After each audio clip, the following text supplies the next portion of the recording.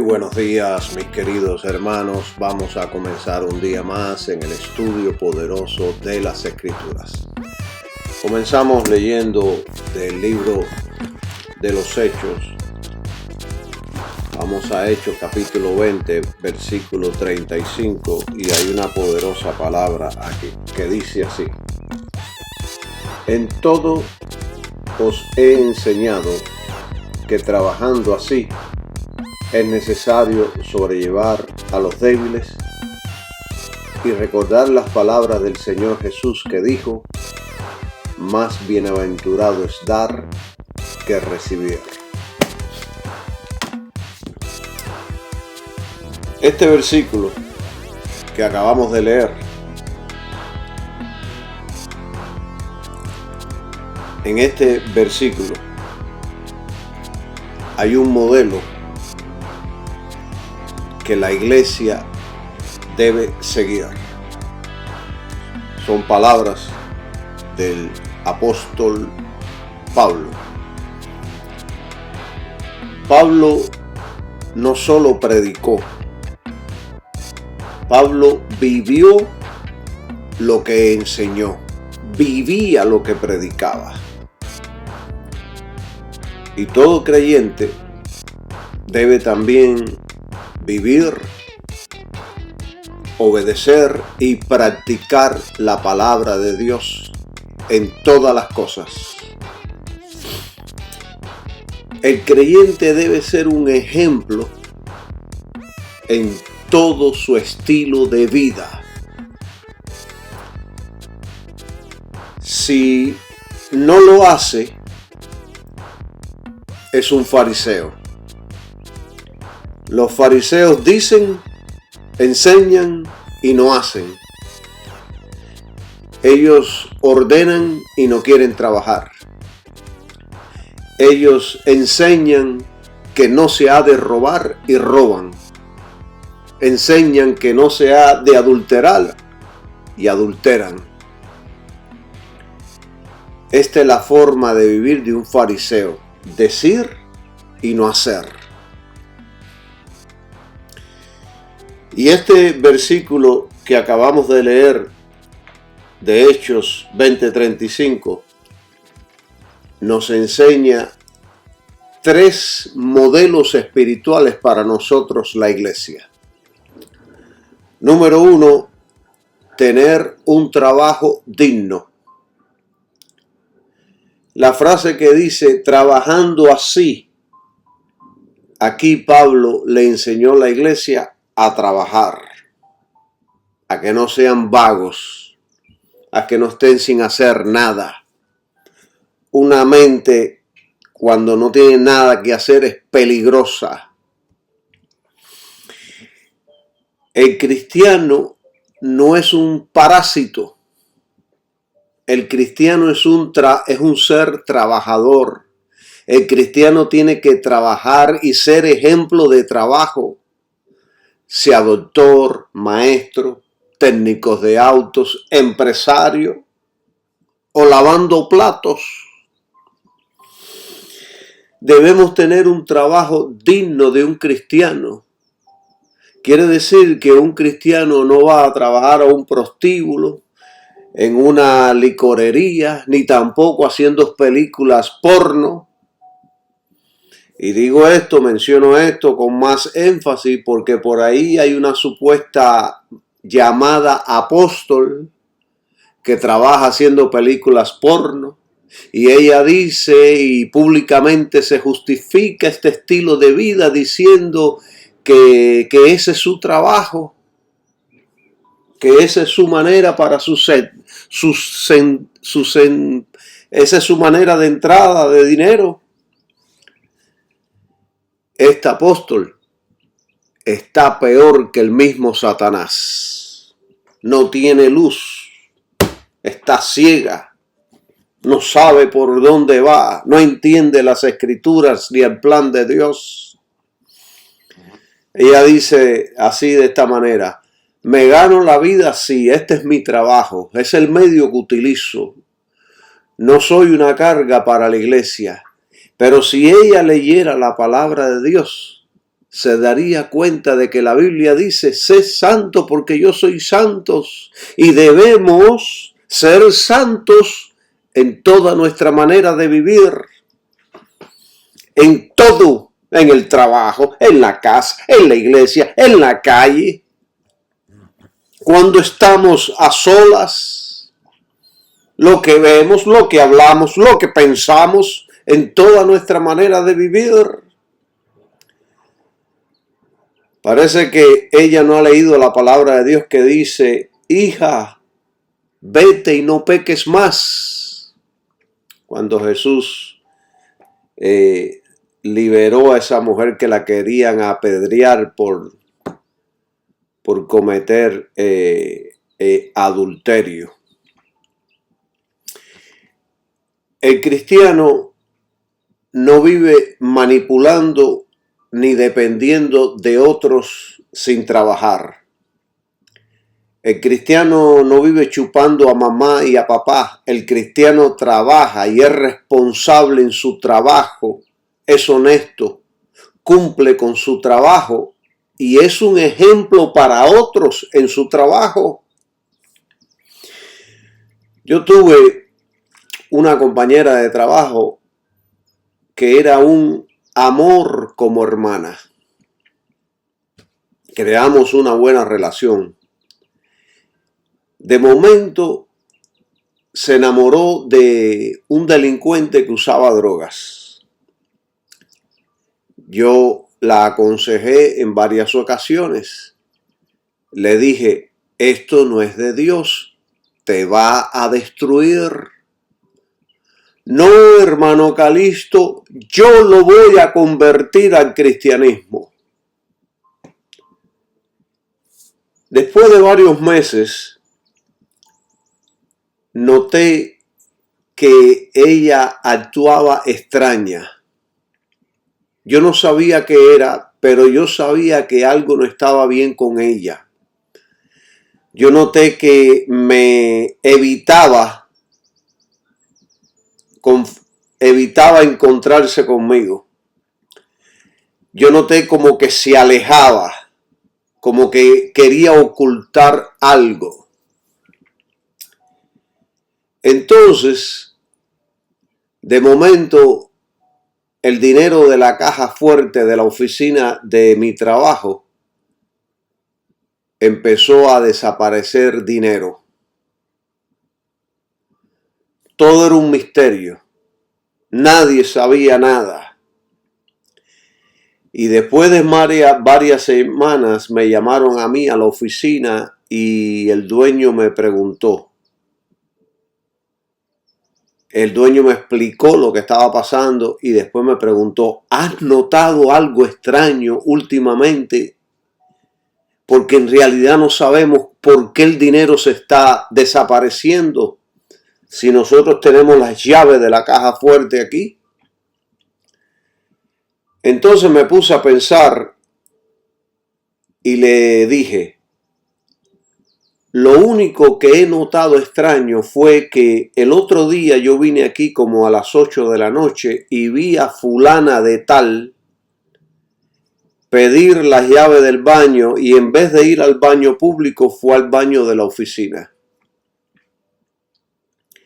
Y cuando yo le dije eso al dueño, el dueño dijo, ya sé lo que está pasando. Entonces, no le dijeron nada a mi hermana cristiana. Le pusieron un cebo y cayó en la trampa. Y el dueño la llamó por teléfono y le dijo, no voy a llamar a la policía, no te voy a acusar, pero no regreses más a trabajar. Y le explicó que la habían visto en un video entrando y robando el dinero.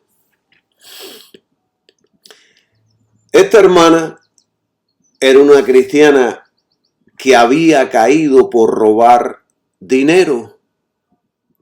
Ella encontró las llaves para abrir la caja fuerte, la utilizaba y después la ponía en el lugar correcto.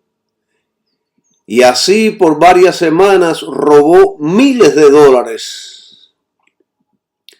Cuando yo me enteré de que era ella, yo sentí un dolor profundo, porque ella había sido una buena hermana cristiana, pero se enamoró del hombre equivocado y terminó usando drogas y en la calle. Se enamoró de un delincuente, empezó a usar las mismas drogas que el delincuente y terminó en la calle. Una cristiana, una hija de Dios, que iba a la iglesia, que leía la Biblia, que oraba, que adoraba.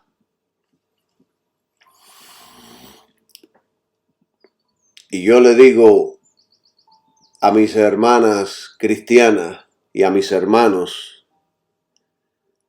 tenga cuidado de quien usted se enamora. Hermano, hermana, tenga cuidado. Nunca se una en yugo desigual. Los dos terminaron en la ruina, porque ninguna carreta camina hacia adelante cuando un caballo tira a la derecha y el otro a la izquierda. Los dos tienen que avanzar hacia adelante. Por eso el Espíritu Santo no se equivoca. Él dijo, no se unan en yugo desigual. Hermanos, lo que les conté duele. A mí me dolió personalmente, no es teoría, es vida real.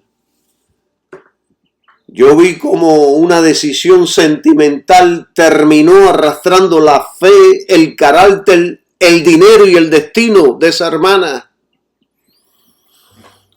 Y lo más fuerte, no empezó con robo, empezó con una relación mal escogida. No escuchó, no se guió por la palabra de Dios. Ella es más sabia que la palabra de Dios. No en balde el Espíritu Santo dijo allá en 2 de Corintios capítulo 6 versículo 14 que dijo, no os unáis en yugo desigual con los incrédulos. Y Pablo aquí no estaba hablando solo de contraer matrimonio. Está hablando de alianzas íntimas que atan nuestra dirección, nuestro corazón y destino. Cuando uno ama a Cristo y el otro ama al mundo, la tensión es inevitable. Un yugo une dos animales bajo la misma estructura. Si uno tira hacia el norte y el otro hacia el sur, ¿qué va a pasar? No avanzan, se lastiman, se desgastan ambos, la carreta no camina, ninguna carreta camina cuando un caballo tira a la derecha y el otro a la izquierda. Ninguna carreta va hacia adelante cuando tiene dos caballos que no se llevan bien. El gran predicador Spurgeon, él decía, muchos han intentado salvar a otros entrando en el fuego y terminaron quemados. Ella creyó que podía rescatar, pero ella terminó atrapada. El matrimonio es una de las decisiones más espirituales que un creyente puede hacer. Si el fundamento espiritual no es común, el edificio se agrieta. Si si el fundamento espiritual no es el mismo, el edificio empieza a derrumbarse. Mira que yo he aconsejado un montón de gentes que han conocido una muchacha del mundo y el otro que ha conocido el muchacho del mundo. Y se prometen ambos el cielo y la tierra, pero a los 2 o 3 años se divorcian. Porque uno quiere ir en una dirección, el otro quiere ir en la otra. Pero el Espíritu Santo nunca se equivoca. Cuando Él dice algo, es porque lo sabe. Alabado sea el nombre del Señor Jesucristo. Yo no sé quién me está escuchando hoy, pero si usted está en un yugo desigual, tenga cuidado. Pida a Dios discernimiento. Pídale a Dios que le muestre, que le enseñe. No tomes decisiones a la ligera, menos en el matrimonio, porque les puede costar todo.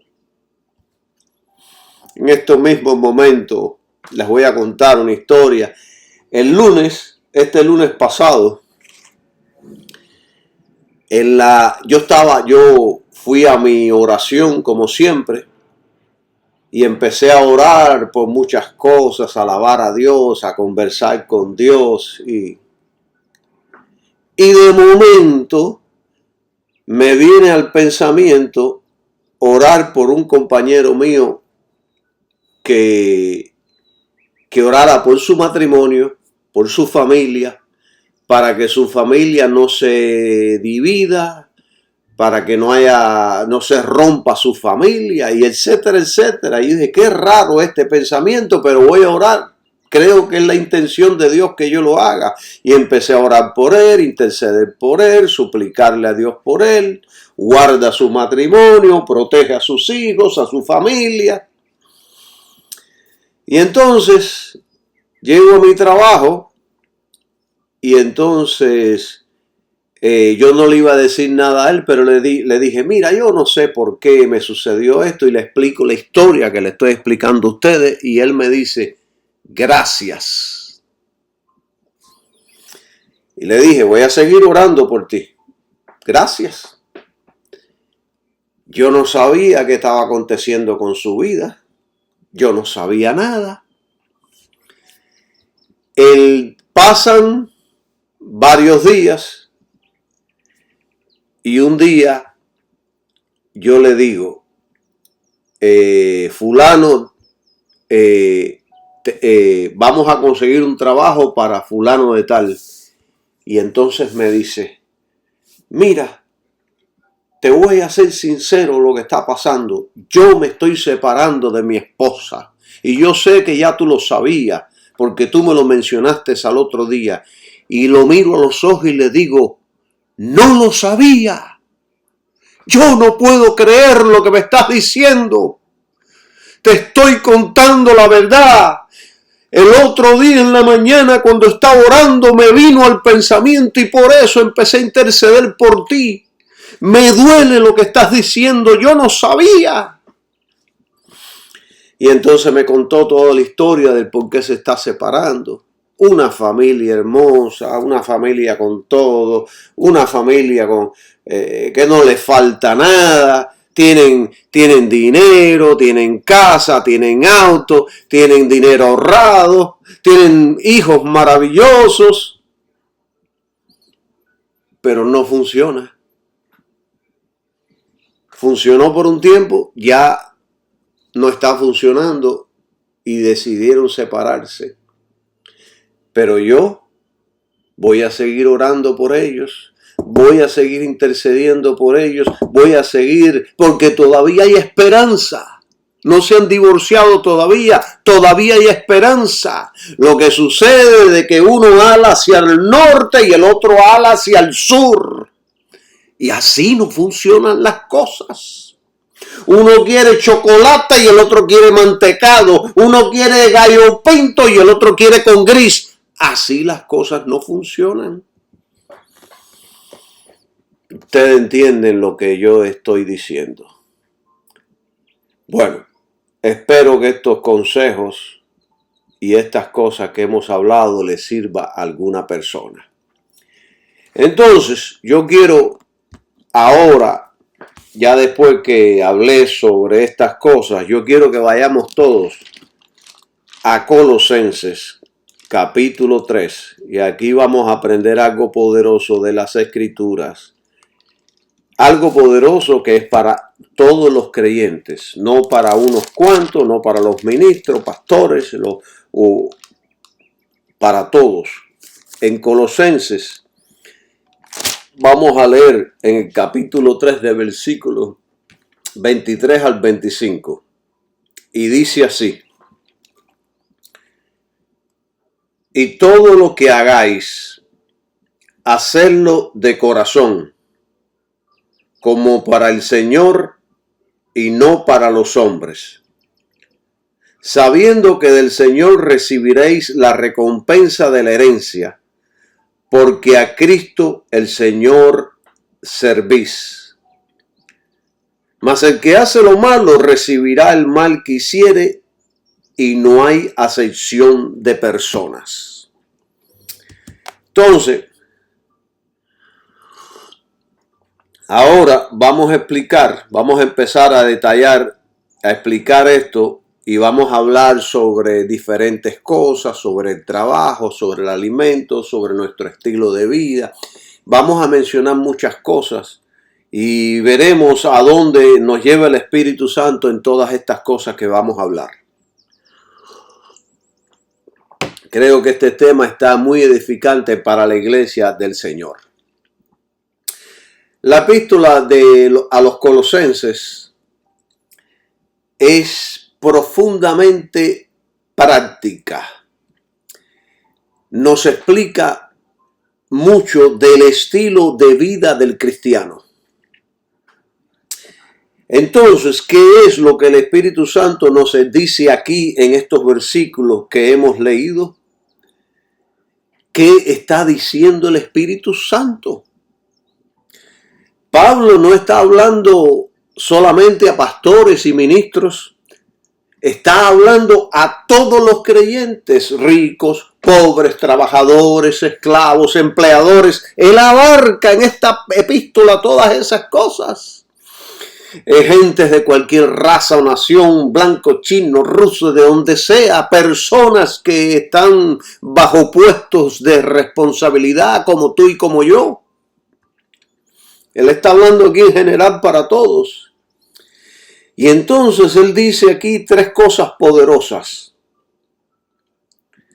En el versículo 3 dice, y todo lo que hagáis, dice, hacedlo de corazón. Hacerlo de corazón. Esa es la frase en la cual quiero concentrarme. Todo lo que usted haga, todo lo que yo haga, hacerlo de corazón, dice el Espíritu Santo. Entonces, cuando yo leo esta escritura, yo digo que es hacer algo de corazón. Porque todos los días estamos haciendo cosas. Es hacerlo con la intención pura, con sinceridad, con amor, sin doble sentido, sin esperar nada a cambio. La palabra significa con toda el alma, no mecánicamente, no por obligación, no para impresionar, no de mala gana, no hacerlo por apariencia. No es trabajar solo cuando te están mirando, no es servir para quedar bien, es hacerlo aunque nadie lo vea, no hacerlo por interés. No es voy a dar para que me devuelvan, voy a servir para que me reconozcan, voy a trabajar para que me aplaudan. No, es hacerlo aunque no recibas nada a cambio. Cuando yo arreglo un auto en el trabajo, yo no los arreglo, aunque a veces lo arreglo. Yo no soy el mecánico, no soy el técnico, yo soy el que dirijo la orquesta. Pero muchas veces me involucro a resolver problemas. Cuando yo arreglo un auto, yo puedo hacerlo por varios motivos. Por el salario, por cumplir, porque es mi labor. O puedo hacerlo como adoración. Cuando lo hago pensando, Señor, esto lo hago para honrarte a ti y para que mi prójimo quede contento con nuestro trabajo, esto es hacerlo de corazón. Hacer algo de corazón significa que usted, cuando ora de verdad. No repite como hacen mucha gente que repiten el Ave María 50 veces y el Padre Nuestro 20 veces. No, usted ora de verdad, de corazón. Está expresando todo lo que tiene en su corazón a Dios. Hacerlo de corazón es dar con alegría, no con resentimiento. Trabajar con integridad, aunque nadie te audite, aunque nadie te esté vigilando. Amar a tu familia aunque estés cansado y predicar y enseñar aunque no hayan aplausos. Cuando yo enseño y predico, lo hago de corazón. Me place. Me siento completo al hacerlo. Paso cientos de horas semanales estudiando, leyendo, orando y después comparto esos conocimientos sin costo, gratis para todos. Lo hago de corazón.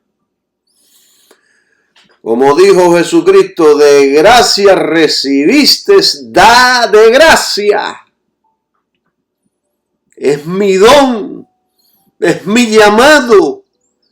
Me siento completo cuando lo doy.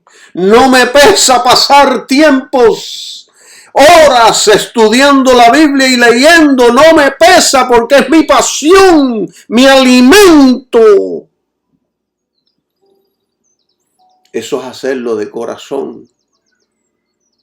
Porque piensen esto. Podemos estar haciendo las cosas correctas, pero con el corazón equivocado. Y todo eso Dios lo ve. Por eso es que yo siempre enseño que el motivo interno es muy importante a los ojos de Dios. Si yo voy a ofrendar y dar dinero con motivos equivocados en mi interior, no recibiré recompensa ninguna de Dios, aunque dé $1.000.000. Aunque siembre toda mi fortuna, si no nace con los motivos correctos, Dios no te honrará. Así de simple. Pero eso no lo enseñan en la iglesia. En la iglesia dice, trae tu ofrenda, dalo, y después arréglatelas con Dios. Eso es antibíblico. Eso es aprovecharse de los santos. Eso es pervertir la Biblia, es pervertir las palabras del Espíritu Santo. Y Jesús reprendió a mucha gente por esto mismo que estamos hablando. Ellos hacían muchas cosas buenas, pero el corazón estaba lejos de Dios. Jesús mismo en una ocasión dice, con los labios me honran, pero el corazón de ustedes está bien lejos de mí. ¿Entienden? todo es un interés, todo es negocio. Miren, en mi trabajo, yo trabajo como si fuera mi negocio. Algunos clientes creen que yo soy el dueño del negocio. Ellos no conocen ni al dueño del garaje. Yo soy el dueño para ellos. Yo cuido el negocio como si fuera mi dinero, con responsabilidad, seriedad y honestidad en todo. Y en ocasiones, cuando me siento cansado o frustrado, digo: Señor, dame las fuerzas, ayúdame a ser un ejemplo, ayúdame a mantener tu nombre en alto. Que el día que yo falte sepan que hubo profeta entre ellos. Sepan que el Evangelio de Cristo es la expresión más alta de la religión. No lo hago por obligación o para impresionar. Lo hago porque soy cristiano y debo honrar a Cristo en todo mi estilo de vida. Yo he aprendido allí, en mi trabajo. Para mí eso ha sido, mi centro de trabajo para mí ha sido un campo de entrenamiento. Es como estar en la guerra y estar esquivando misiles, bombas, granadas, tiros, proyectiles. Allí he aprendido a resolver problemas. Casi todos los días me enfrento a los problemas. Son cientos de situaciones diferentes con los autos, empleados, bombas de la gasolina, neveras, equipos eléctricos, gente que se parquea mal, gente grosera, gente problemática, drogadictos, borrachos, desamparados y mil cosas más que puedo mencionar. Que si no fuera por la ayuda del Señor, yo no los podría enfrentar y menos resolver. Así que todo lo que hagamos, dice la Biblia, hacedlo de corazón. ¿Saben qué? Para mí, mi empleo es un campo de entrenamiento espiritual diario. Ya yo creo que yo estoy preparado para enfrentarme a lo que sea en esta vida. Yo no solo arreglo autos, estoy formando carácter. Mi trabajo ha sido un horno donde Dios ha templado mi alma.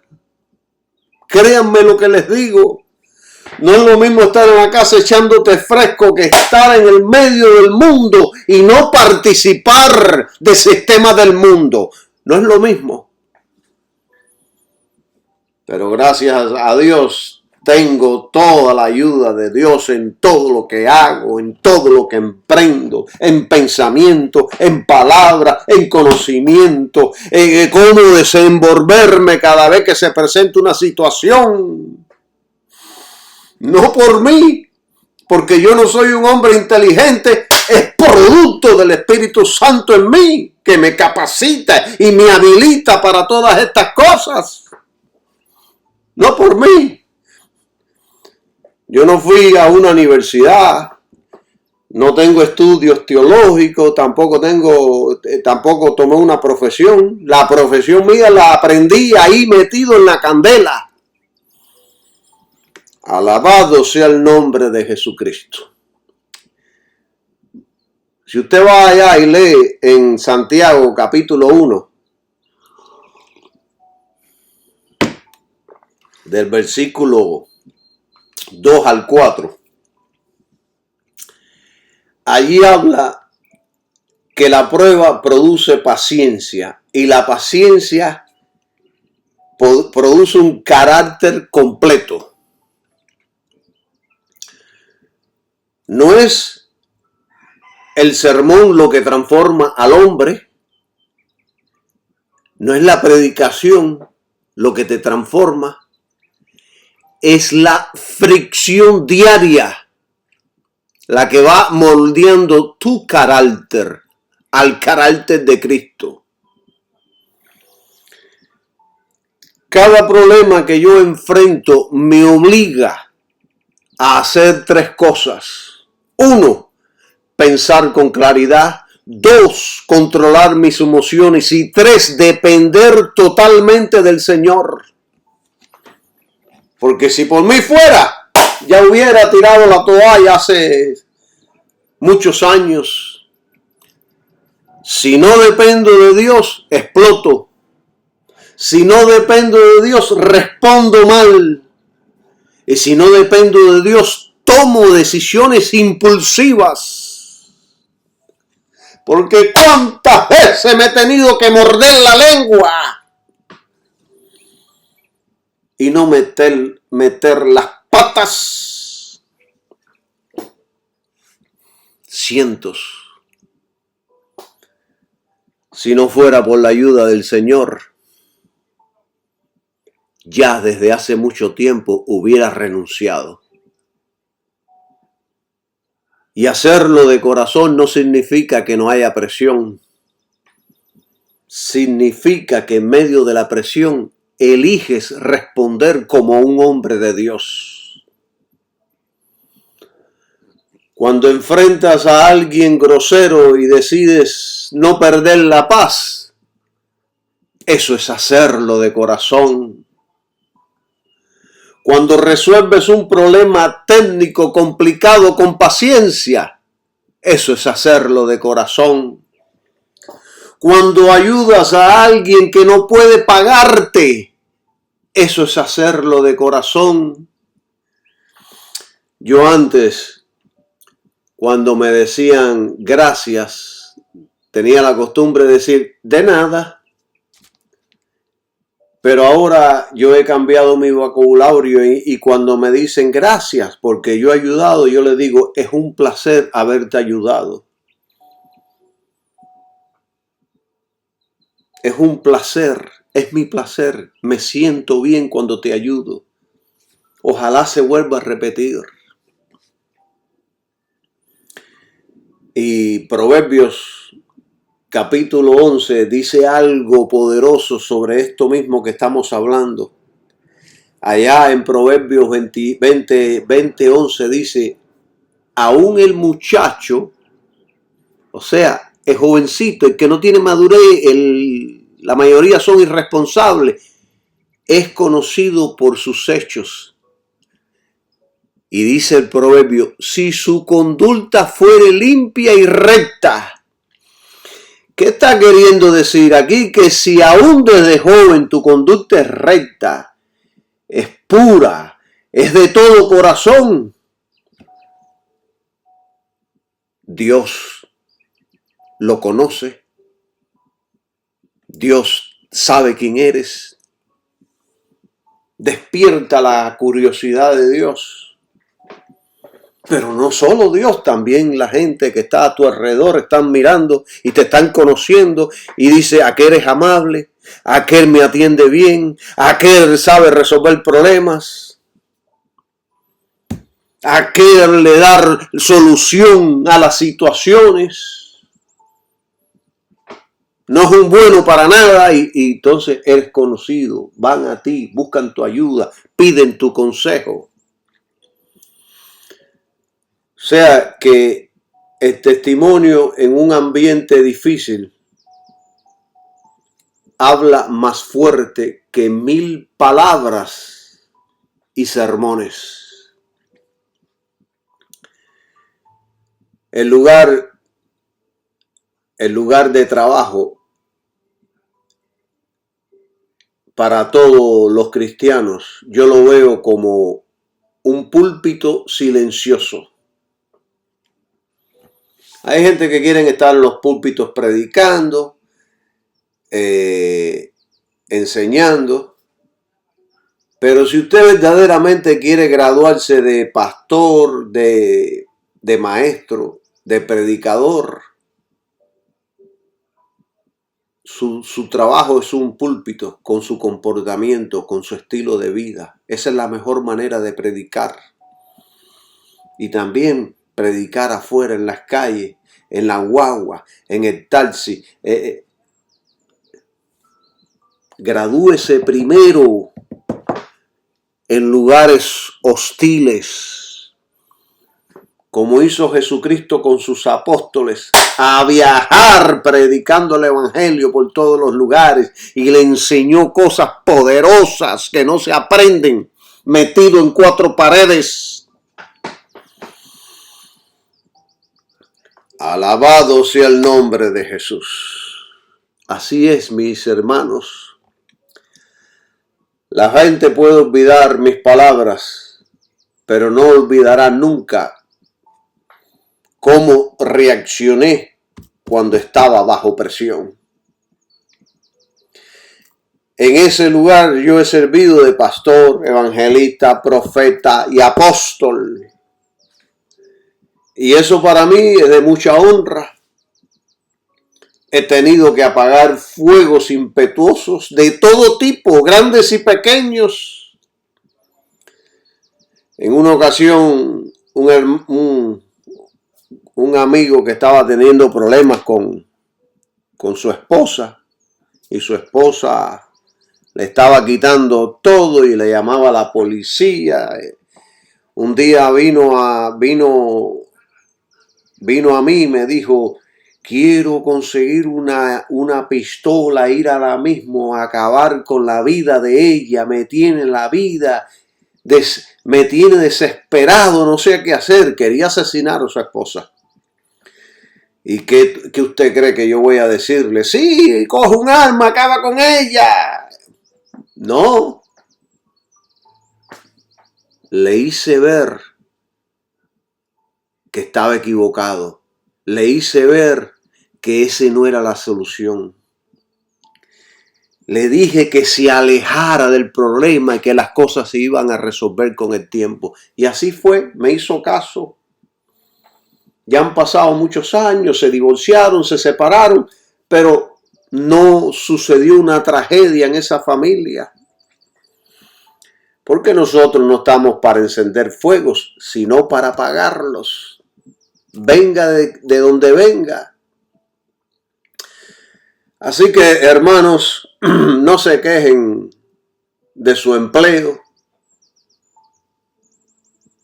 No se queje ni si está preso. Si usted está preso en una prisión ahora, aproveche ese ambiente para ser cristiano. Es un ambiente hostil, difícil. Bueno, ahí crezca. Dé gracias por su empleo. Dé gracias. Yo me recuerdo cuando yo estaba en la cárcel, cumpliendo por mis malas decisiones, que cuando yo me convertí me sentía tan libre que yo le decía a Dios: gracias por esta cárcel, porque aquí pude conocerte. Alabado sea el nombre de Jesús. Allí me liberó. Eso es poderoso. No se queje de su empleo. No se queje de donde usted se encuentra en este momento. De gracias. Usted ve a Pablo cuando lee sus cartas, que escribió muchas cartas de la prisión. Usted lo ve, lo escucha a él quejándose. No. Él más bien decía: yo, prisionero de Cristo. Él entendía que estaba ahí por la voluntad de Cristo. Porque Cristo puede liberarlo con sons, chasquido de sus dedos. Pero Cristo lo quería ahí.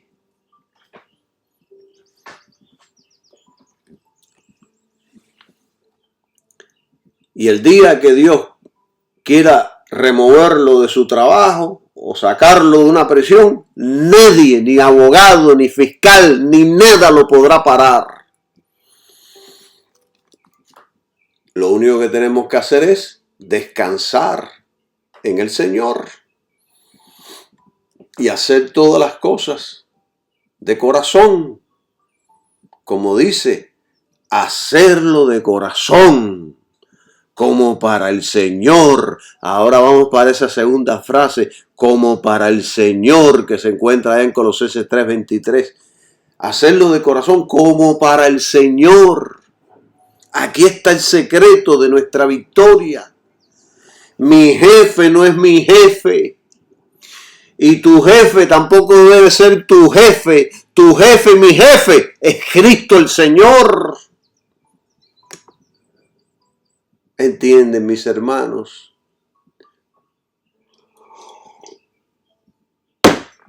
Cristo es mi jefe, mi Señor. Aunque trabajes en un taller, en una oficina o en una cocina o manejando un camión, tu servicio real es a Jesús. Cuando tú te haces de esa mentalidad, el trabajo deja de ser trabajo y se convierte en una forma de... Y escuche esto porque esto es importante y lo voy a volver a repetir, porque aquí no quiero que pierdan nada. Cuando tú te haces de esta mentalidad, de lo que yo estoy enseñando, el trabajo deja de ser trabajo y se convierte en una forma de adoración a Dios. Quiere decir que por medio del trabajo que Dios nos da, podemos adorar a Cristo. Podemos poner el nombre de Cristo en alto. O también lo podemos poner por el piso. O lo podemos poner en alto o lo podemos poner en el piso. Como hizo aquella mi hermana que puso el nombre de Cristo en el piso. La gente empezaron a decir, ¿y eso que es cristiana? ¿Y eso que predicaba? ¿Y eso que decía aleluya? Por nuestras acciones, por nuestra forma de vivir. Hace un tiempo llegó una señora que me conoce desde joven, desde que yo tenía 20 y pico de años. Llegó allá a mi trabajo y cuando me vio me dijo, es increíble, mira cómo tú sigues, saludable, fuerte. ¿Y cuánto has durado aquí en este centro de trabajo? Han pasado cientos de empleados y tú sigues firme. A casi todos los han votado y tú sigues aquí. Y ella me decía, eres un ejemplo de cristiano, algo estás haciendo bien para durar tanto en este ambiente.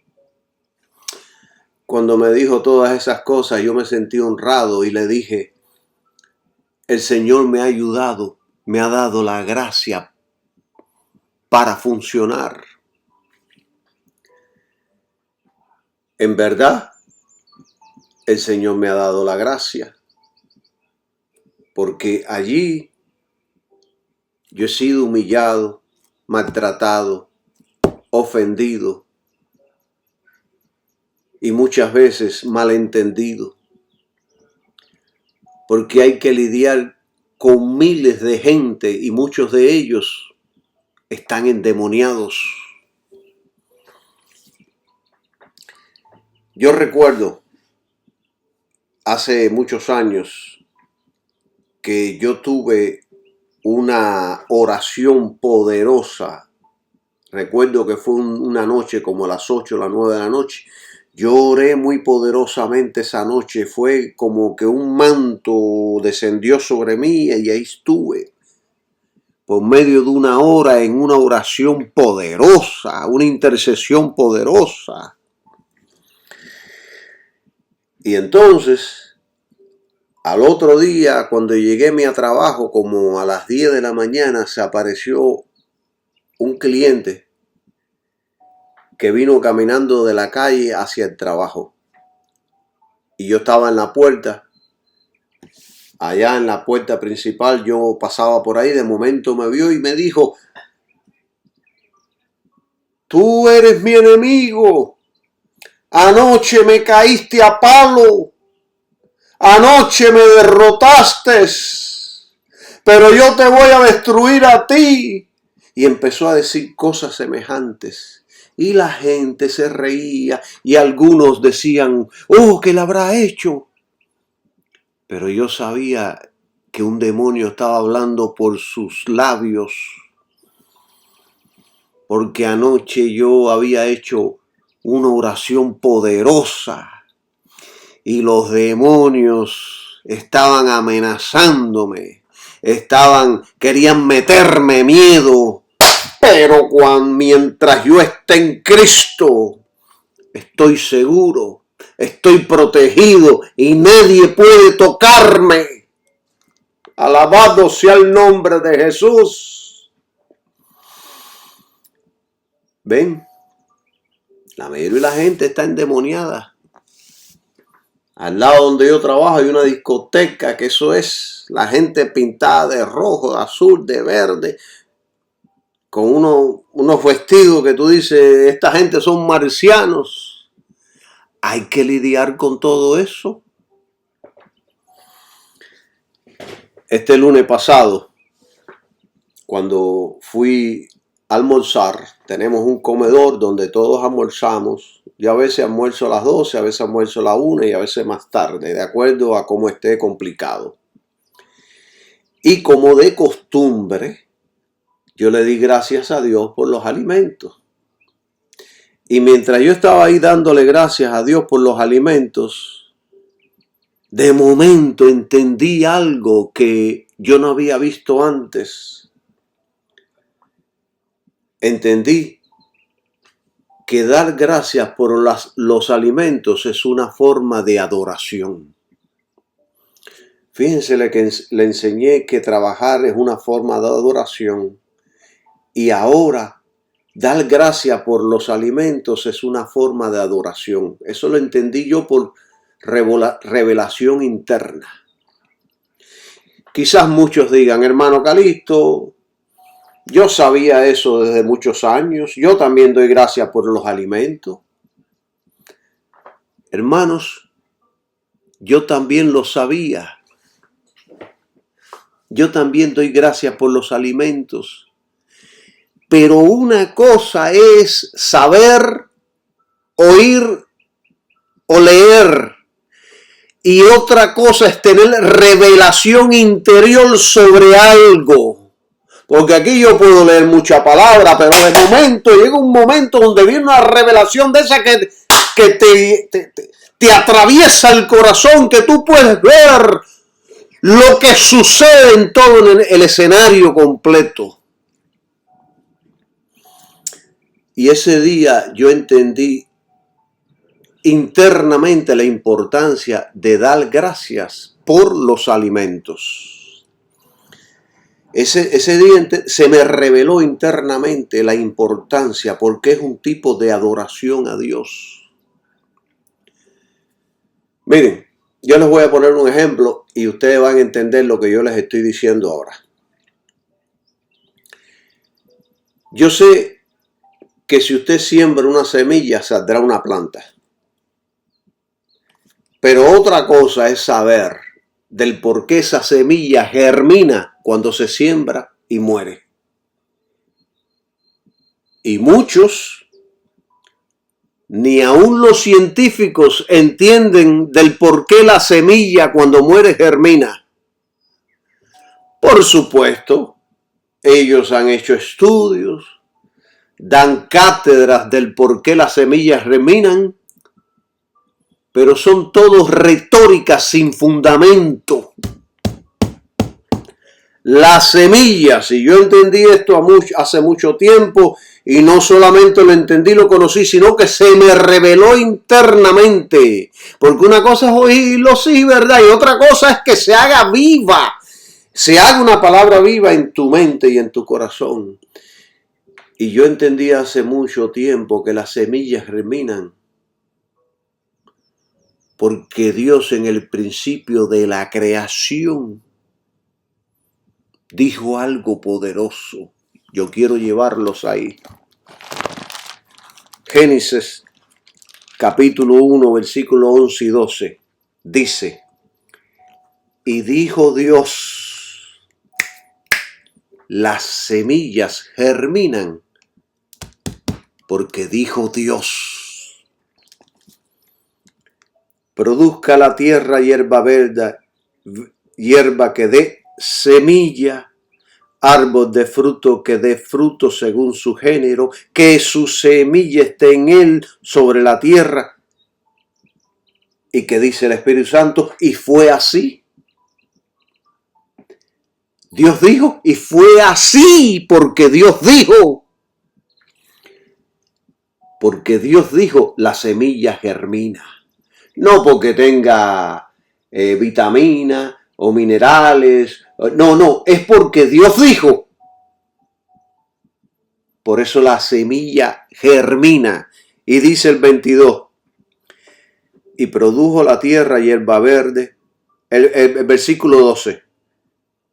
Hierba que da semilla según su naturaleza y árbol que da fruto, cuya semilla está en él según su género. Y vio Dios que era bueno. Ven, esta es la definición correcta, la definición bíblica, la definición completa del por qué las semillas germinan cuando usted la entierra y ellas mueren, germinan. También esto es un tipo de lo que iba a suceder con Jesucristo y también es un tipo de la resurrección del pueblo de Dios. Esto es un ejemplo para que ustedes vean. Los científicos dan retóricas y cátedras sobre estos asuntos, pero no entienden este principio que yo les he dicho ahora. Ven, entienden, y hay un sinnúmero que no pueden disfrutar. Mire, nadie puede disfrutar de los alimentos si Dios no lo concede. Los alimentos es un don de Dios, es la mano de Dios, es la misericordia de Dios al hombre y a los animales. Y nadie puede disfrutar de los alimentos si Dios no lo concede.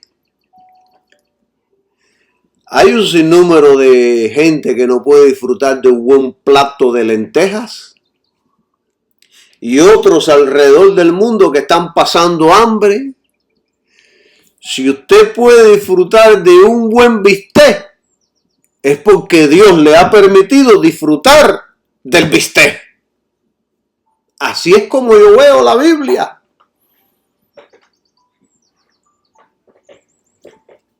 La misma palabra dice que es Dios quien alimenta a los pajaritos. Y es Dios quien nos alimenta, sostiene y provee para nosotros los hombres, sea directa o indirectamente. Dios es quien lo sostiene todo y que lo mantiene todo con vida. Hay cristianos que oran por los alimentos deshonrosamente,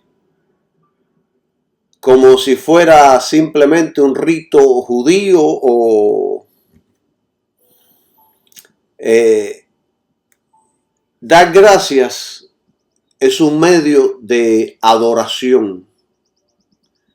Cuando tú le das gracias a Dios por los alimentos, ahí estás adorando a Dios porque estás reconociendo que Él es el proveedor.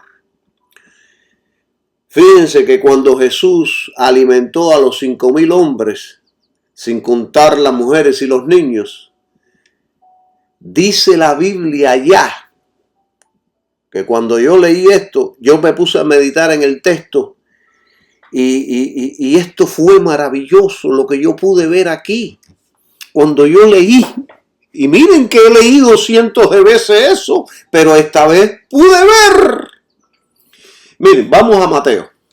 Yo les voy a enseñar algo poderoso que enseña aquí la Biblia. Aquí estoy, Mateo 14, 19. Fíjense en esto. Y comieron todos. No, 19, estaban en 20. 14, 19, dice, entonces mandó a la multitud recostarse sobre la hierba. Y tomó los 5 panes y los 2 peces, y levantando los ojos al cielo, bendijo, y partió y dio los panes a sus discípulos, y los discípulos a la multitud.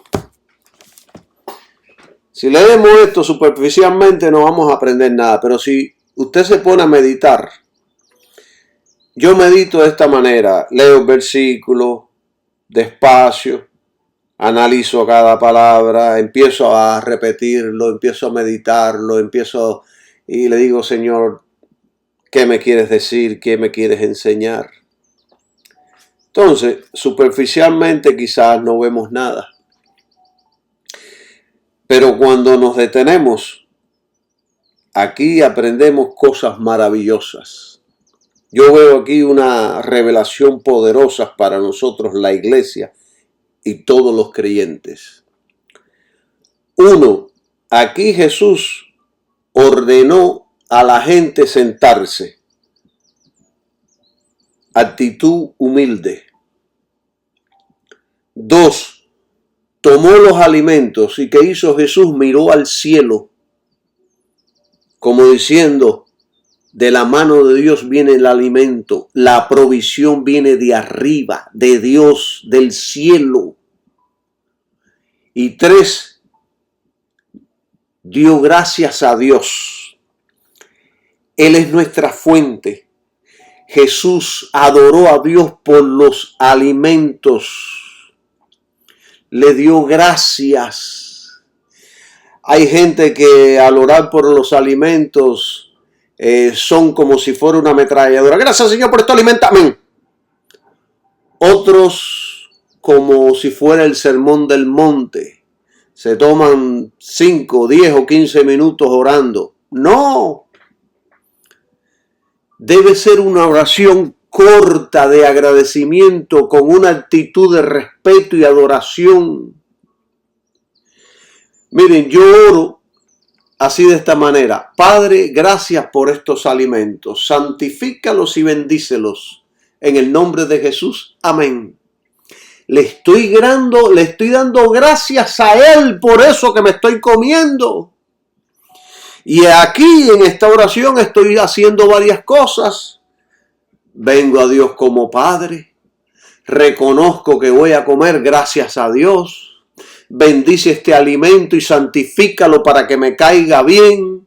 Y le doy gracias por medio de la autoridad de su Hijo. Todo eso es adoración. Estoy adorando a Dios. Por medio de mi trabajo, por medio de mi alimento, por medio de mi estilo de vida. Cuando yo estaba leyendo este versículo, Mateo 14, 19, después fui a una referencia que se encuentra en Juan 6, 5 y leí que Jesús le preguntó a Felipe. Escuchen esto porque esto está maravilloso. Jesús, antes de realizar el milagro, él mira a Felipe y le hizo una pregunta. pero lo que captó mi atención fue que le preguntó solamente a Felipe. Allá en Juan le preguntó solo a Felipe. Y él le pregunta a Felipe: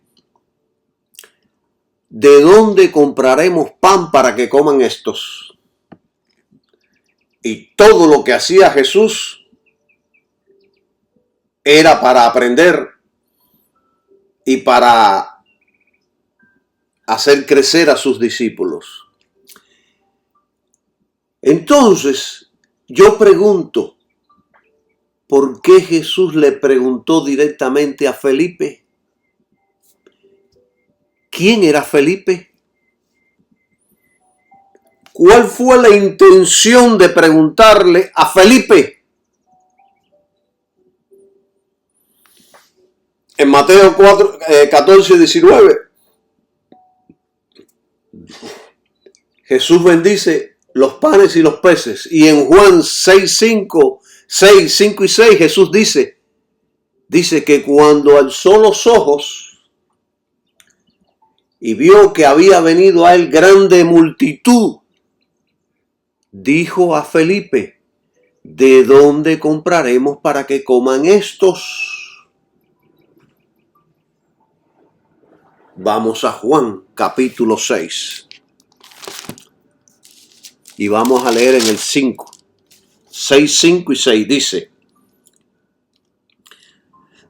cuando Jesús alzó sus ojos y vio una gran multitud que había venido a él, dijo a Felipe: ¿de dónde compraremos pan para que coman estos? Pero esto decía para probarle, pues él sabía lo que iba a hacer. Aquí está la clave del por qué le dijo a Felipe, que dice, pero esto decía para probarle. Aquí está la clave. Él le habló a Felipe directamente para probarle. Estaba probando a Felipe.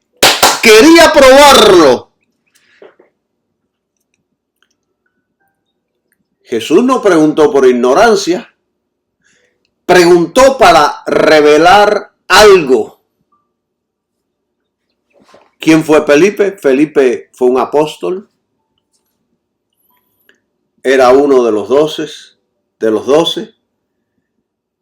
Allá en Juan capítulo 1 revela que era de Betsaida, del mismo pueblo que Pedro y Andrés. Fue llamado directamente por Jesús. Allá en Juan 1:43 Jesús lo único que le dijo es: sígueme. Jesús le dijo verbalmente, con palabras, sígueme, y Felipe lo siguió. Y así, de esa misma manera, sucede con todos nosotros. Jesús nos dijo a usted y a mí: sígueme, y lo estamos siguiendo. A Felipe fue con voz audible. A nosotros fue una voz directamente al alma, producida por el Espíritu Santo. Y Dios sigue usando el mismo sistema con diferentes oídos. Uno interno, otro externo. Uno externo y otro del alma, que también escucha la voz de Dios. Porque hay un oído interno y otro externo. Alabado sea el nombre de Jesucristo. Felipe era un hombre racional, analítico. Le gustaba razonar mucho todas las cosas. Fíjense que allá en Juan 14:8, cuando Jesús les está diciendo que él se iba y que sabían el camino, Felipe fue el quien le preguntó al Señor, le dijo: Señor, muéstranos al Padre y nos basta. Muéstranos al Padre y nos basta. Felipe representa el discípulo que cree, pero procesa todo por cálculo humano. Estaba procesando, él era creyente, él seguía a Jesucristo, pero estaba procesando todas las cosas, estaba calculando humanamente. Entonces, ¿por qué Jesús le preguntó a Felipe solamente? Juan 6:6 lo dice, para probarle. ¿Pero probar qué? ¿Qué quería probar? No era una prueba de matemáticas ni de ciencia. Era una prueba de fe. Y de la misma manera que vino a Felipe, te va a venir a ti y me va a venir a mí. ¡Oh! ¿Cuántas veces ha sido probada mi fe? Era para probar su fe. Felipe respondió, 200 denarios de pan no bastarían. Felipe inmediatamente fue al presupuesto, al banco, a la bolsa, a la cantidad. Jesús estaba probando si Felipe tenía sus ojos en el Mesías o en la multitud. Por supuesto, la prueba vino porque Jesús sabía la mente de Felipe y quiso enseñarlo. Él conoce todas las cosas. Por eso es que vienen las pruebas de diferentes maneras y métodos. Jesús le preguntó a Felipe, porque él era principalmente de esa región. Felipe conocía el terreno, pero Felipe era un creyente analítico. Su tendencia natural era calcular las cosas. Entonces Jesús lo prueba para confrontar su dependencia del razonamiento. Porque nosotros a veces lo queremos razonar todo, lo humanizamos todo, lo calculamos todo. Felipe conocía a Cristo, pero en ese momento pensó como economista, no como discípulo. Porque Cristo nunca hace preguntas para informarse, sino para exponer el corazón del hombre. Él te hace preguntas para exponerte. Y en esta historia expuso el corazón de Felipe. Yo quisiera saber qué pensaba Felipe o qué empezó a sentir Felipe cuando vio la multiplicación de los panes y los peces. Yo quisiera saber qué sucedió con su fe. Yo quisiera saber qué hizo Felipe. Maestro, perdóname. Perdona mi incredulidad. Maestro.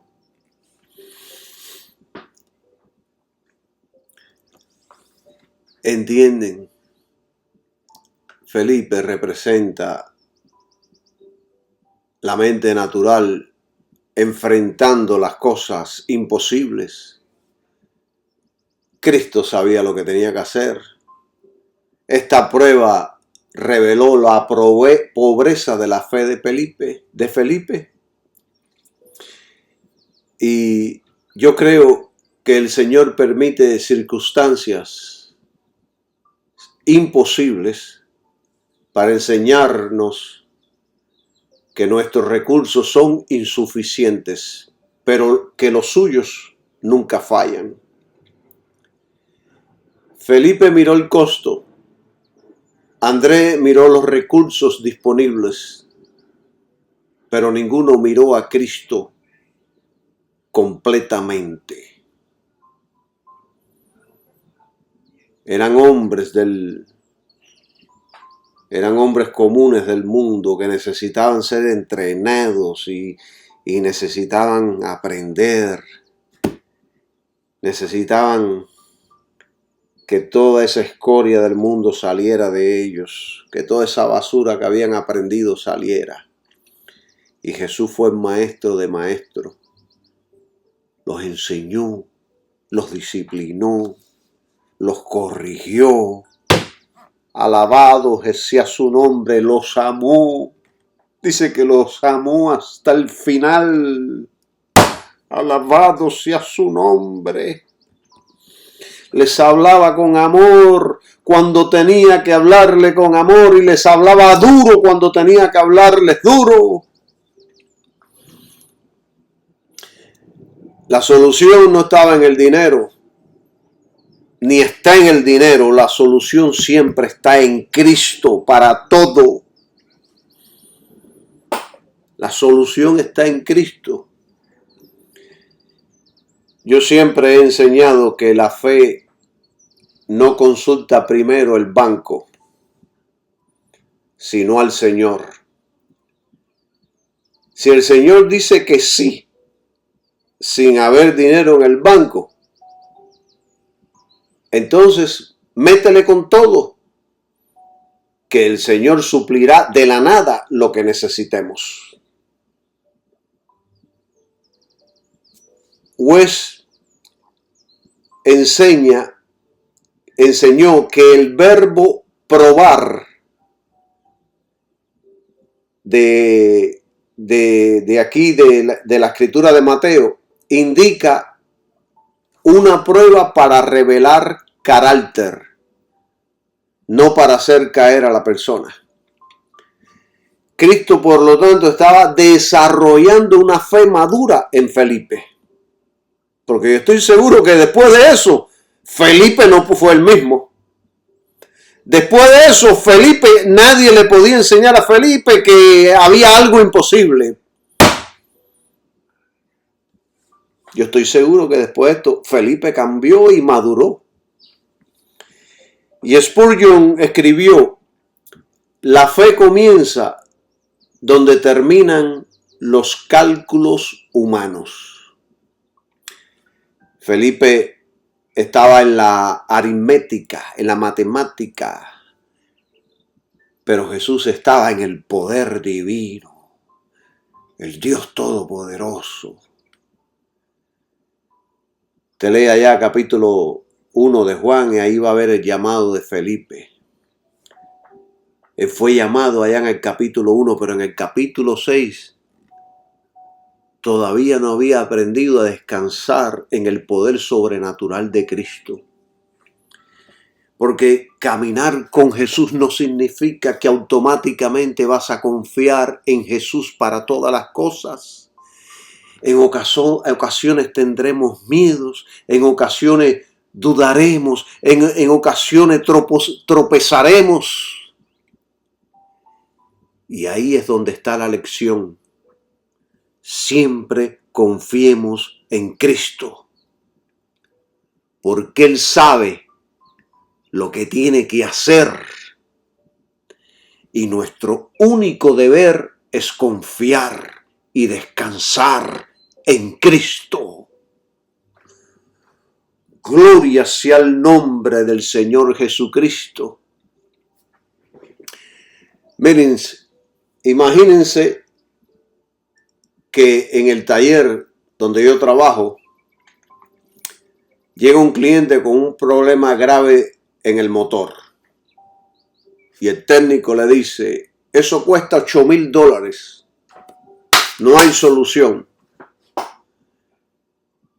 Pero yo me acerco porque yo sé algo que él no sabe y yo le digo, no, yo tengo allá el motor ahí. Ya yo tengo el plan, ya sé cómo resolverlo, te va a costar más barato. Así es Jesús. Él pregunta no porque no sepa, pregunta porque quiere revelar lo que hay en nosotros. Entonces, para dejar ya de hablar de Felipe, él representa a ese creyente que ama a Cristo, pero todavía calcula antes de confiar, que consulta primero la lógica y después la fe. Y entonces Jesús hoy nos pregunta a ti y a mí, ¿de dónde saldrá el pan? ¿De dónde saldrá el pan?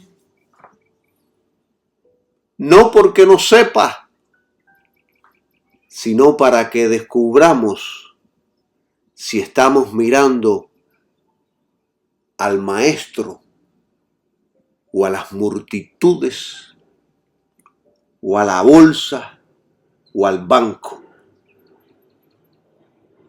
No en balde allá Hebreo dice, puesto los ojos en Jesús. Y la palabra griega para puesto los ojos de Jesús significa que no puedes ponerlo en otra cosa, sino en Jesús. No puedes moverlo de allí. Felipe lo que vio fueron 5,000 hombres, una bolsa con poco dinero y una imposibilidad. No se puede.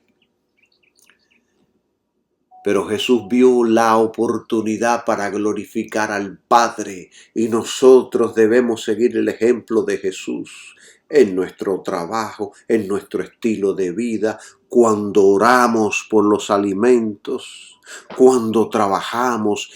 Estamos adorando a Dios, estamos glorificando su nombre, estamos levantando su nombre, alabado sea su nombre.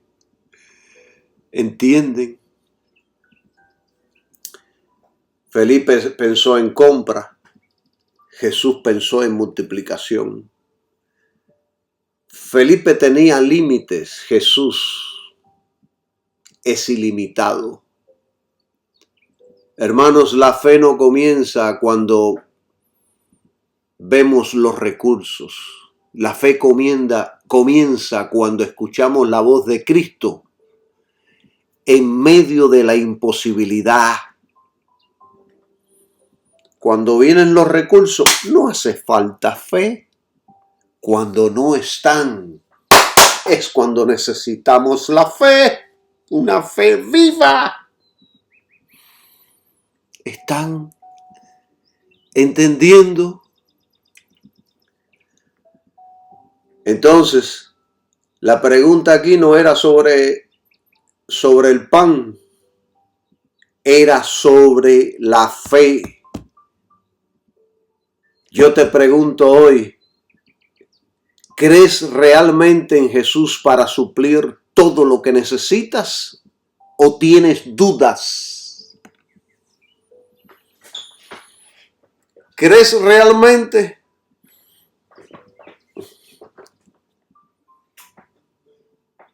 ¿Crees realmente que, supongamos que tú te encuentras hoy que no tienes nada? ¿Crees realmente que Él puede de la nada venir y ayudarte? Yo lo creo. Bendito tu nombre, Jesús. Gracias por ser tan bueno. Yo lo creo con todo el corazón. Debemos descansar en Jesús. Debemos descansar en su persona. Él lo dice, yo lo creo. Él no miente y eso es su carácter. Lo dice todo. Su carácter. Ahí están las promesas. No ponga su fe en las promesas. Ponga su fe. Crea en las promesas, pero su fe está puesta en Cristo y lo que dijo Dios en el carácter inmutable de Dios, que no puede mentir. Y que Él sabe cómo hacerlo, que Él sabe cómo distribuirlo, que Él sabe cuándo y cómo hacerlo. Fíjense que Hebreos 11:6 dice, pero sin fe es imposible agradar a Dios. No es cualquier fe, es la fe en Cristo y su sacrificio. Esa es la fe que agrada a Dios profundamente. Esa es la fe que agrada a Dios profundamente. Y ahí es donde tiene que estar nuestra fe. Es una fe que Dios reconoce, que Dios acepta. No que usted tiene fe en la religión judía, o fe en la musulmana, o fe en San Judas Tadeo y San Lázaro y la Santa Bárbara, y usted que viene a Dios, Dios no lo va a oír por medio de esos sistemas. Dios oye solamente aquel que viene a través de su Hijo Jesucristo. Se arrepiente, lo acepta, nace de nuevo, alabado sea su nombre. Esa es la fe correcta, fe en Jesucristo, fe en su cruz, fe en su sangre. No es cualquier fe, es fe en el sacrificio de Cristo. Fíjense que Felipe estaba ahí frente a Cristo. Jesucristo era la revelación plena de Dios. Imagínense, hermanos, el Verbo hecho carne estaba frente a Felipe. Dios en forma de hombre estaba frente a Felipe. Y aún así respondió desde la lógica humana. Así somos nosotros muchas veces. Muchos de nosotros somos así. Sabemos que es el Verbo hecho Dios. Sabemos que es la revelación máxima de Dios, la imagen misma de su sustancia. Creemos en Él, sin embargo, a veces no creemos que nos puede suplir. Para Él suplir cosas es fácil.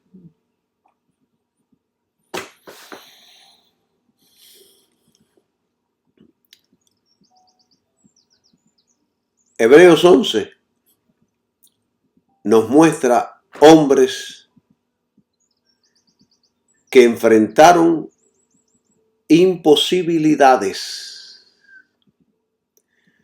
Noé construyó sin recursos y con unos cuantos hombres. Abraham salió sin mapa. Y Moisés dejó a Egipto sin un ejército, sino con gente esclava, atada en sus pensamientos y sus corazones, la mayoría de ellos. Felipe tenía algo mayor que todos ellos. Tenía a Cristo físicamente delante. Y aún así, sacó la calculadora y empezó a calcular. La fe que agrada a Dios no es optimismo, positivismo, cálculo inteligente, visualización, yo declaro, yo decreto, yo profetizo. Nada de eso.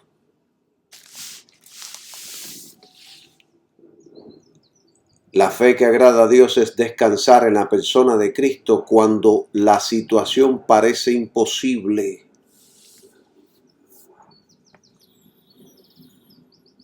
Felipe vio escasez, Jesús vio suficiencia. Yo recuerdo cuando hice los papeles para el perdón de inmigración, yo solo veía una montaña frente a mí. Y una montaña bien grande. Empecé el proceso descansando en Cristo. Sentí miedo. Me temblaban las piernas. Tuve dudas. Me costó dinero, tiempo, días sin trabajar. Pero todos los días oraba y decía, Señor, si es por lo que siento, estoy frito. Estoy en tus manos, que se haga tu voluntad. Y Cristo movió la montaña. Si yo no hubiera actuado cuando sentí que era el tiempo de Dios, hoy día estuviera en graves problemas. Hoy día. Porque miren cómo están las redadas de migración. Toda la gloria es para Dios únicamente, quien un día puso en mí el querer como el hacer por su buena voluntad, cuando yo no tenía un kilo para empezar el proceso. De momento, el dinero empezó a fluir.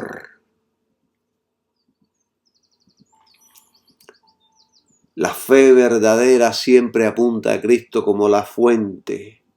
Confíe. Confiar no es que usted un día va a tener dudas y que un día usted va a estar temeroso, que un día usted va a tener miedo, que un día piensa que no va a pasar nada. No, eso le vienen a todos los hombres. Es descansar en Cristo, confiar en Él, aunque usted sienta 1000 cosas.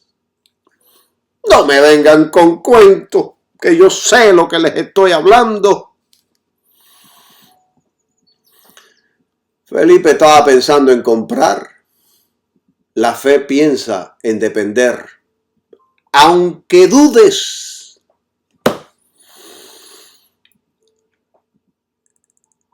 Spurgeon decía, la fe no es creer que Dios puede, es confiar que Dios hará conforme a su voluntad. ¿Ves? Sea tu voluntad. Felipe sabía que Jesús podía hacer milagros, vio miles de milagros, pero en ese momento no actuó desde esa confianza. No pensaba que Jesús podría llegar tan lejos. Y Hebreos 11:1 no es una definición de la fe, como algunos maestros enseñan. Hebreos 11 ilustra la fe que ya fue explicada desde el versículo 1, desde el capítulo 1 al capítulo 10. Fe centrada en la obra perfecta de Cristo. Esa es la única fe que Dios honra. Y ahí en Juan 6 vemos el contraste. Fe natural calcula, fe bíblica descansa. Descansa aunque te puedas en el camino estar de vez en cuando, te puedas sobresaltar, puedas tener miedo. El miedo, hermanos, el miedo en ocasiones es muy bueno porque nos hace actuar. El miedo en ocasiones nos frena, pero en ocasiones nos hace actuar. En ocasiones nos paraliza, en ocasiones nos hace actuar. A mí el miedo me hizo actuar y poner los papeles de inmigración. Y hoy por hoy soy ciudadano americano de los Estados Unidos. Me siento orgulloso de ser ciudadano y toda la gloria, la honra y el honor se lo doy a Dios. A todos aquellos que están pasando por la situación de inmigración, ponga su confianza en Dios. No le queda otra alternativa que hacerlo. Y Dios hará conforme a su voluntad. Dios hará.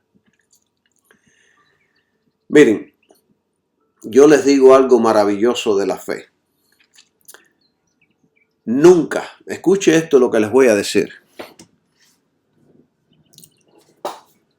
Nunca, y esto yo lo venía hablando hoy con mi esposa en la mañana. Yo venía hablando de esto. Y ella me decía que ella era así. Y esto es lo que yo aprendí. Nunca le cuentes a nadie tus necesidades. Cuéntaselo a Dios.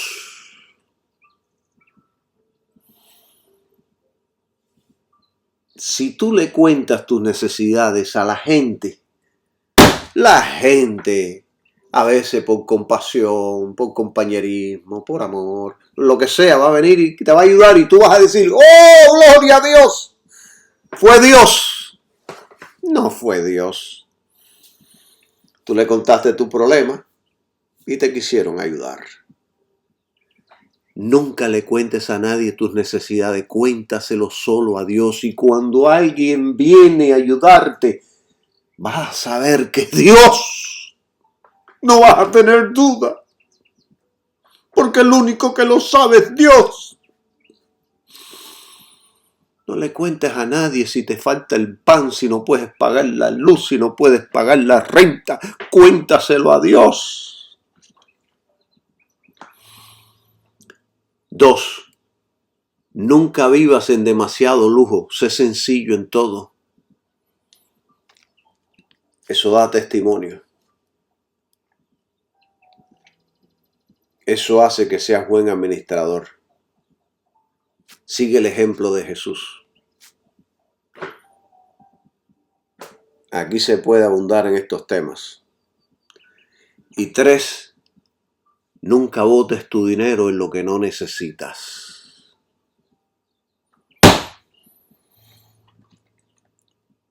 Yo tenía un amigo ministro que le enseñaba a la iglesia a gastar dinero, a empeñarse, a endeudarse y a comprar autos nuevos, casas, trajes, vestidos caros. Le decía a la congregación, no mires al menú de la izquierda, mira al de la derecha, el más caro. Y un montón de bobos, en nombre de la fe, se endeudaron y terminaron perdiéndolo todo por enseñanzas baratas de la fe. Tenga cuidado de quien lo está enseñando. Si no es Cristo, salga corriendo. ¿Eso es fe? No. Eso es estupidez. Eso no es fe bíblica. Eso es presión emocional disfrazada de espiritualidad. No tiene nada de fe.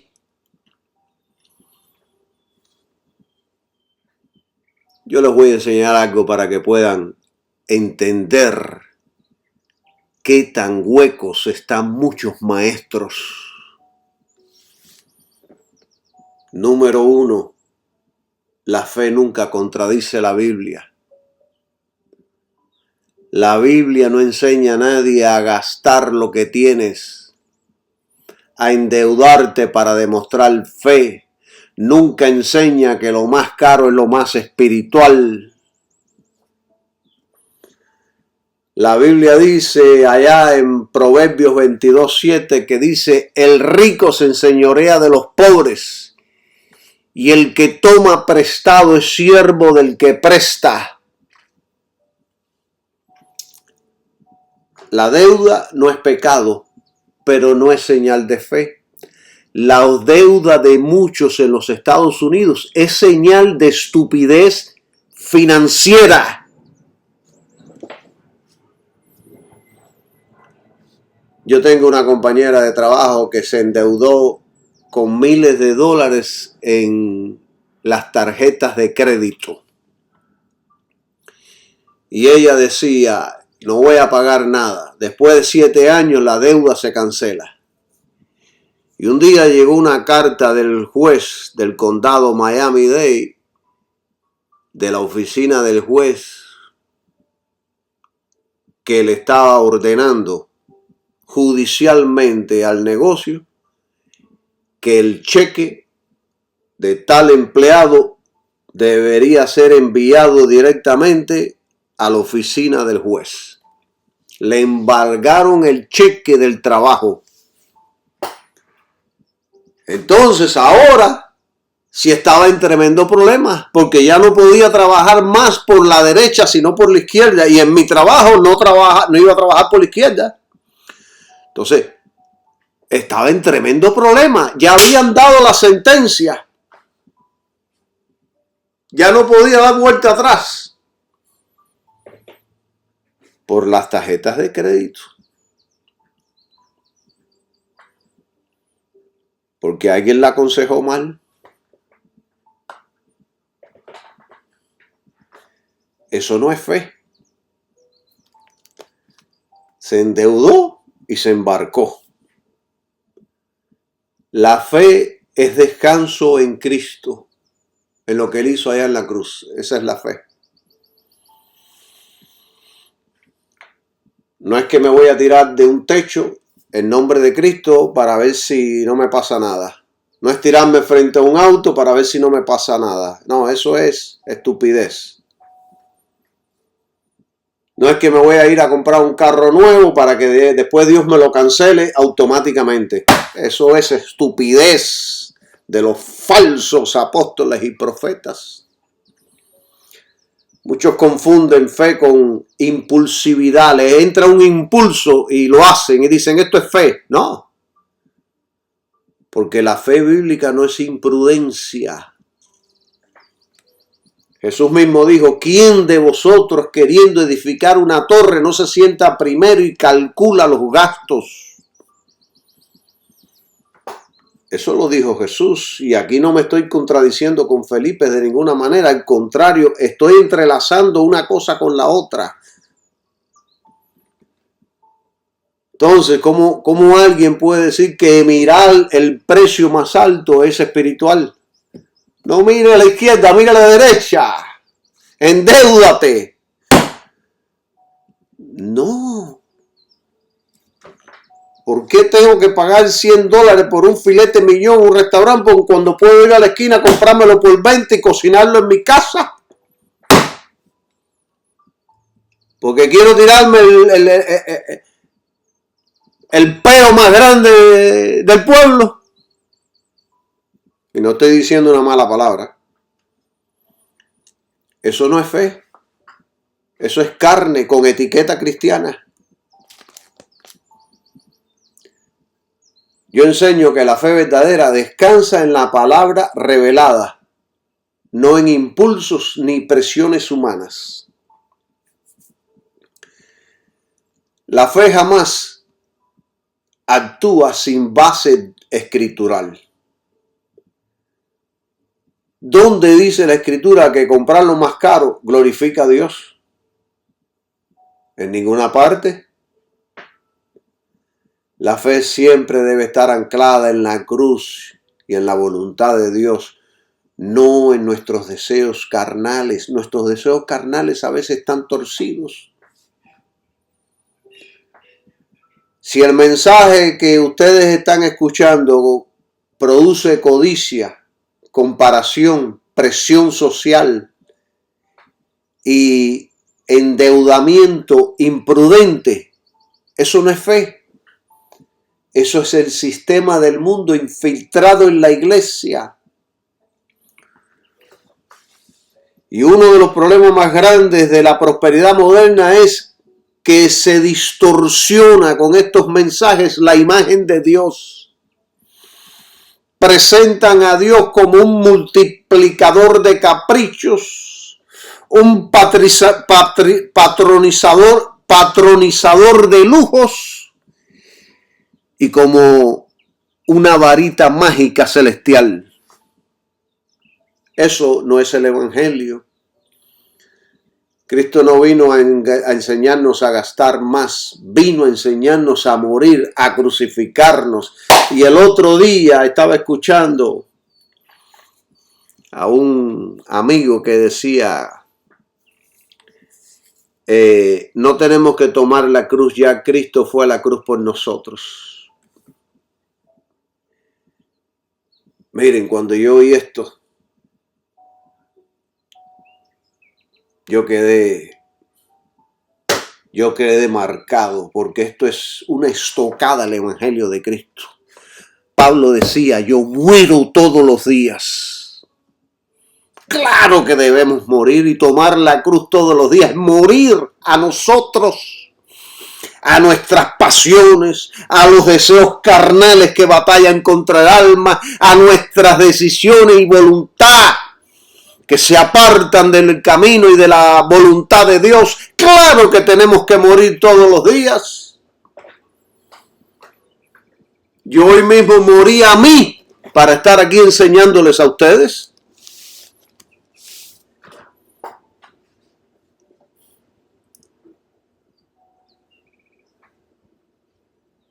¿Entienden?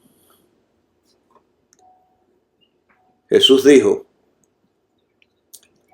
guardaos de toda avaricia. No dijo guardaos de la pobreza, dijo guardaos de la avaricia. Y si alguno predica diferente evangelio, sea anatema, sea maldito, caiga bajo maldición, dice Gálatas 1:8. No importa cuán carismático sea, no importa cuán convincente sea, si el centro no es Cristo, ¡huye! ¡Sal corriendo y escapa por tu vida!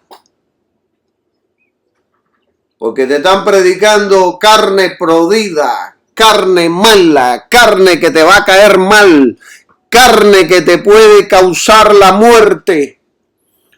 Un día fui allá con toda la familia a comer carne, allá a un restaurante que se llama Knife. Y entramos y comimos y nos llenamos. Y cuando llegamos a la casa todos estábamos enfermos. La carne estaba mala, el pollo estaba malo y todo el mundo en el baño, todo el mundo. Por poco caemos todos en el hospital. No te dejes impresionar por el brillo, porque es un restaurante de lujo. Míralo, mire, ese día, más nunca fui a ese restaurante. Me perdieron porque nos cayó a todos mal la comida. La fe que te hace depender de tarjetas de crédito no es fe. La fe bíblica te hace depender de Cristo. La fe que produce codicia no es fe. La fe bíblica produce contentamiento. El contentamiento lo produce el Espíritu Santo cuando la fe nuestra está funcionando bien. Si eres un ministro, un cristiano, un creyente descontento, analiza tu vida espiritual porque vas por un barranco. Vas a caer en un barranco. Porque la fe bíblica en Cristo produce, el Espíritu Santo produce en nosotros contentamiento. La fe que te empuja a aparentar no es fe. La fe bíblica te enseña a vivir crucificado, muerto. Si no es Cristo, sal corriendo. Si no es Cristo, sal corriendo. Creo que esto es todo por hoy. Por supuesto, yo tengo mucho más de qué predicar y enseñar sobre Felipe, sobre la fe, pero lo vamos a dejar para el próximo estudio. Tengo que enseñarles también mucho más del trabajo, de los alimentos, que no pude tocar más profundamente esos temas, pero los voy a estar tocando en el próximo estudio. Hoy es suficiente. Bendiciones para todos y que tengan un maravilloso día. Amén.